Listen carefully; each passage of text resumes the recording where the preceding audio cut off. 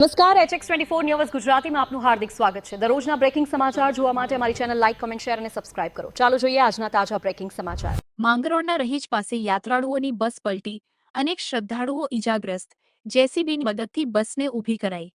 માંગરોળ તાલુકાના રહીજ ગામ નજીક એક ગમખ્વાર અકસ્માતની ઘટના સામે આવી છે। યાત્રાળુઓથી ભરેલી એક ખાનગી બસ અચાનક પલટી ખાઈ જતા અફરાતફરી મચી ગઈ હતી। આ અકસ્માતમાં બસમાં સવાર અનેક શ્રદ્ધાળુઓને નાની મોટી ઇજાઓ પહોંચી છે। મળતી માહિતી મુજબ ખાનગી બસ જ્યારે રહીજ પાસેથી પસાર થઈ રહી હતી ત્યારે ચાલકે સ્ટીયરિંગ પરથી કાબુ ગુમાવતા બસ માર્ગ પર જ પલટી ખાઈ ગઈ હતી। બસમાં સવાર મુસાફરોની બૂમાબૂમ સાંભળીને આસપાસના સ્થાનિક લોકો તાત્કાલિક મદદ માટે દોડી આવ્યા હતા।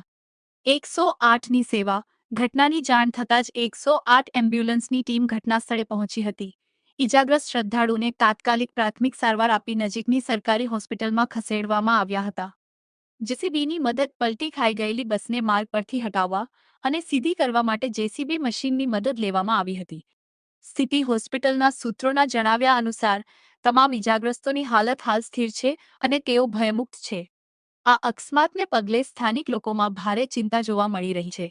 માર્ગ પર ટ્રાફિક જામ ન સર્જાય તે માટે સ્થાનિક પોલીસે પણ ઘટનાસ્થળે પહોંચીને તપાસ હાથ ધરી છે।